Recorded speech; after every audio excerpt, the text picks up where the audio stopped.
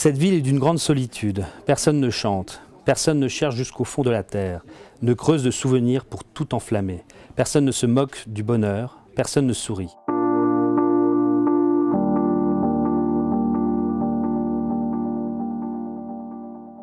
Dans L'amour du fou, les poèmes d'Adelino Diaz Gonzaga trouvent une résonance dans les dessins de Vadim Kornilov. Cet ouvrage, actuellement présenté à la librairie La Cour des Grands, est né de la rencontre de deux hommes d'une extrême sensibilité qui trouvent chacun dans leur art une manière de se défaire de certaines émotions.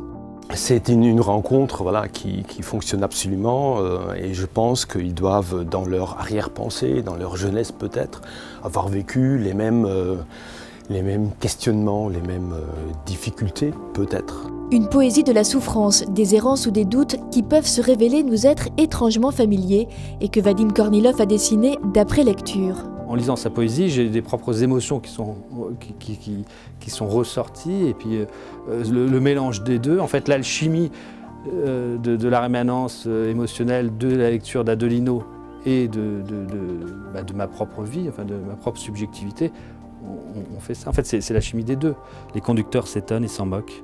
S'ils prenaient leur sarcasme du bon côté, ils traverseraient la chaussée pour renverser mon corps inutile. She'll take you back, don't make believe you wanna think it through. Il y a une dizaine d'années, Vadim Kornilov quitte le monde de l'entrepreneuriat dans lequel il évoluait. Une période douloureuse, puis la rencontre de sa femme le pousse à dessiner de manière presque compulsive. Autodidacte, il peint l'impensé, ses émotions brutes dans un travail spontané, proche de l'écriture automatique. J'essaie de me mettre dans un état, pas un état second, mais un état où je ne pense à rien. Et à ce moment-là, je commence à dessiner et je ne sais pas ce que je dessine au moment où je le dessine. Autoportrait dans une acrobatie désespérée au crayon jaune. Comme je ne prends aucun modèle et tout vient, en fait, c'est de la création de mon propre esprit, je pourrais dans l'absolu appeler toutes mes toiles autoportraits. C'est mes états d'âme dans l'absolu. Mais je ne cherche pas à véhiculer quoi que ce soit comme message, ça ne m'intéresse pas. Même ce qui se passe dans le monde, dans l'absolu, ne m'intéresse pas. Donc, je pas, mais il est fort probable que tout ce qui se passe autour de moi, mon environnement, façonne en fait, ma subjectivité qui elle-même va rejeter, en fait, enfin, va recracher en fait, tout ça, quoi.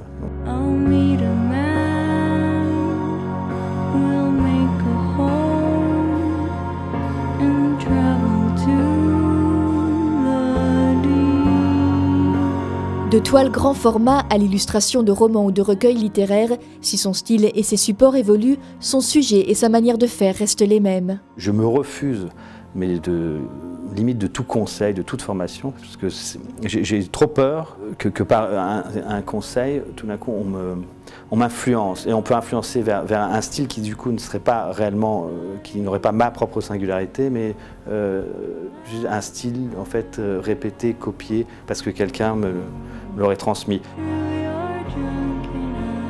Un travail que l'artiste invite aussi à découvrir dans sa galerie gîte.